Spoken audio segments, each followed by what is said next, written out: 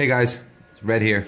I just want to show you something that I've been working on for a little bit, something that I wanted to do for a while, and that was take this Savox SC0251MG servo. It's a 15 kg servo.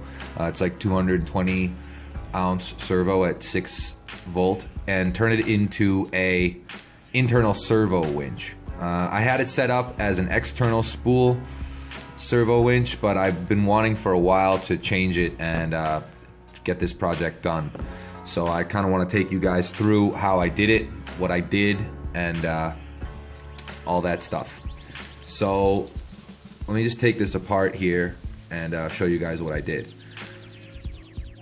So usually I run 6 volt in my scalers through a BEC, and I really like the RC4WD winches, the Warn winches. It's like a licensed product, which is always cool, and they have the aluminum housing. That's great, but they really do their best when they're running at 11.1 volt or close to that.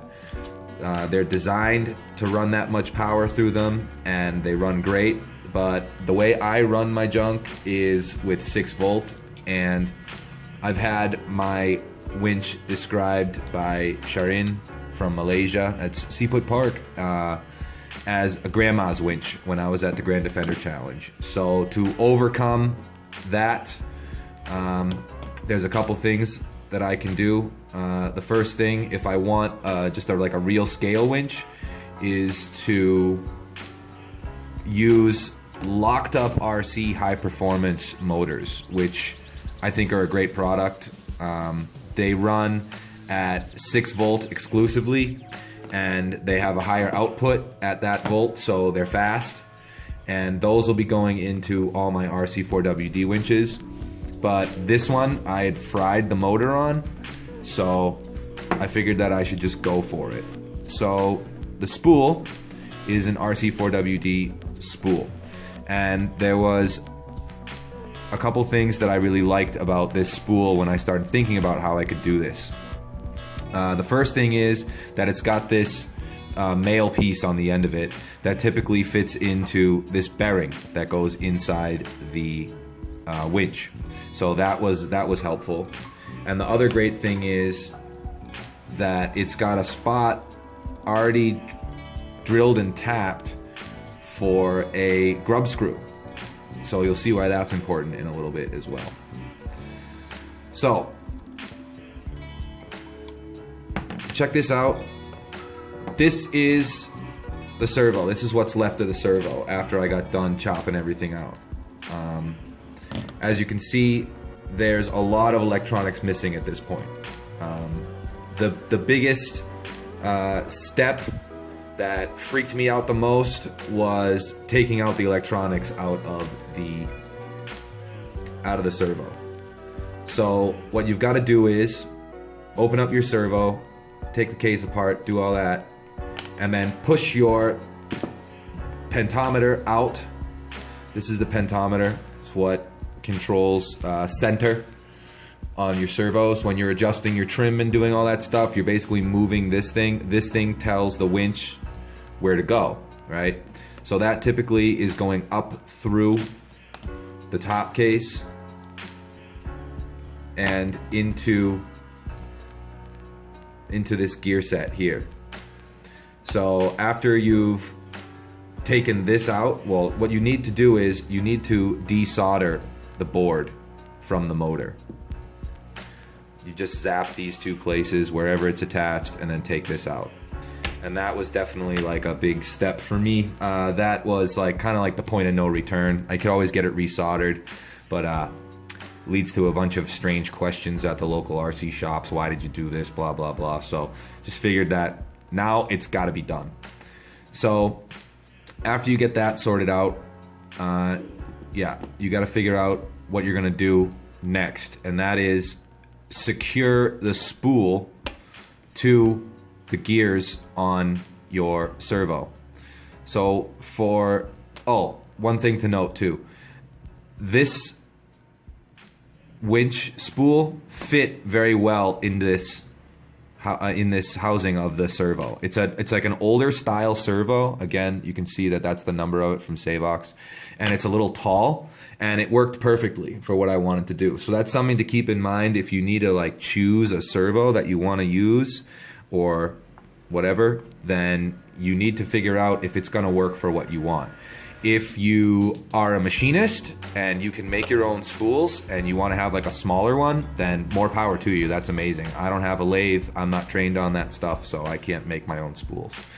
So the first thing to do was to figure out how far in a screw will actually go. This is 3mm, so it worked out very well. So figure out that. Figure out how far in this will go through that gear set.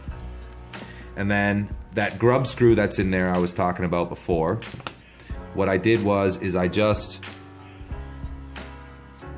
ground out, you can do it, focus, ground out a flat spot for that screw to go in.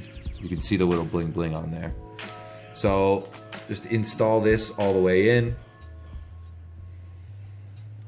and then you can measure, right? So yeah. Let me get this put in there. I gotta give a shout out right now to Joao, who told me to just go for this. He said it wasn't that hard, figure it out, not that big of a deal. And I figured that if he could do it, then I could do it. So yeah, thanks, Joao. So that's all the way in. Obviously, you got to get that down in there tight. When it's comes to the final install, I'll probably do like thread lock in there. And then put your spool on, and then just mark, get like, you know, your paint pen or whatever or something, and mark that spot, and then that grub screw will just go in and secure that. So that's good to go. All right. Now, next step is figuring out how to secure this end. Because, you know, if you're pulling something and you're torquing on this all the time, then it's eventually going to work loose, it's going to wear the gears, it's going to break something. So you've got to secure the bottom of the winch spool to the back of the housing. So this is the bearing that came with the Warn winch. It fits in to a spot in the housing of this. And the other stumper for some people is how to get a bearing in there that won't just fall through the hole in your bottom of the housing. So that's where this guy comes into play. This is a flanged bearing. All right. So you just got to measure if you've got one of these style spools. The RC4WD one, this is a 5mm male part, so you just got to find a bearing with a 5mm internal diameter, and then get a flanged bearing. I went with like I think it's a 5x8 by 2.5. I figured that would be enough. You know, it's not like it's in my axle or anything. I don't need a big bearing. And then the flange will stop the bearing from popping out through the bottom of that housing there. So then that goes in there, and then you just got to install everything back together.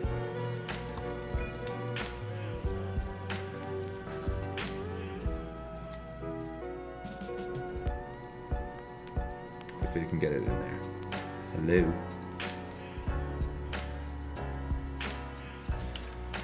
All right. So that's it. I've got it secured with this grub screw to this drive. Basically becomes like a drive pin, right? And then at the bottom, it's sitting in that bearing, so it's good to go. So yeah, there's can be a little bit scary if you want to actually go through with it and make one of these things.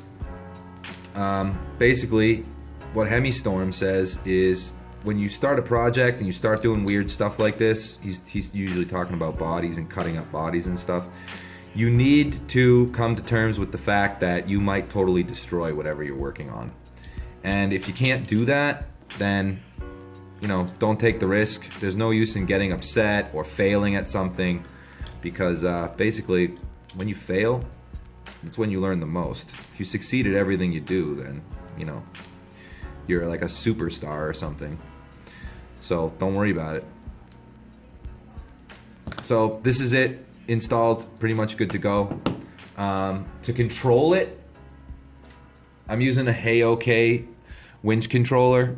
Hey RC makes like some really simple, clean, good electronics, and they're pretty affordable. And he basically makes stuff to suit any of your needs. He seems like a really good guy, and I really like running his stuff, like supporting small businesses and stuff. So yeah, he's just pretty good stuff. So this is a 3-position winch controller, and it basically it eliminates the pentometer, so you don't get that creeping stuff that you get when you leave the pentometer in there if you do the quick and fast external spool servos. And the problem with that, keeping the pentometer in there, is usually when you want to do this, this style is you gotta like center it as perfectly as you can, and then put a drop of CA glue in there, and to hold it at center so it doesn't walk. But anybody who's run one knows that after a while, or not even a while, or whatever, it will start to creep, and then every time you turn on your truck, you've got to listen, especially these Savox servos. Everybody knows the Savox scream. You hear it clicking and wanting to do something. So you've got to go into your sub trim and retune it and do all that almost every time you start it up. So it can lead to bad stuff happening on the trail because you're unspooling line and you don't notice it. It wraps up in your axle and something happens on the trail, and then you're walking home like a chump, and yeah, it's never fun. So yeah, taking this out, big plus using one of these, and it just hooks up to your receiver on whatever channel you want to put it on your receiver. So we'll fire this thing up and see how well it works. I got one almost ready to go on my Jeep here.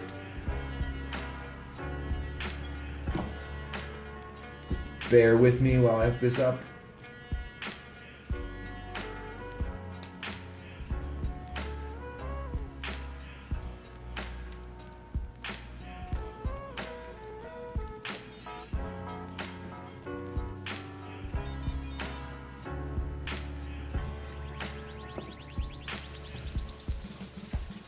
And yeah, let's make sure it works.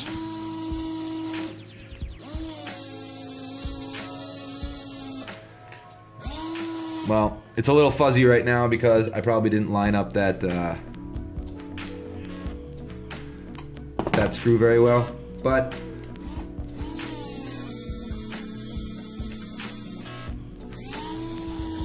yeah, it's not really wanting to hook up right now, but obviously a user error here going on.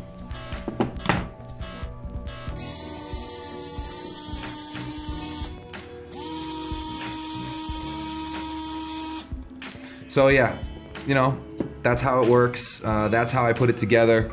It was a Savox winch, an SC0251MG servo. It was like one of the taller ones, and an RC4WD spool, and a Hey winch controller, and like a screw and a bearing, and then it was good to go. So yeah, now I'll run it on 6 volt, and it's gonna work. I can't wait to get it out on the trail and test out how it works. As you can see, I'm still working some kinks out or whatever, but that's it. So yeah, thanks for watching. I'm gonna say all the typical stuff. If you want to subscribe, that'd be great. I'm not really putting out too many videos, but every now and again you might get a little chestnut like this one.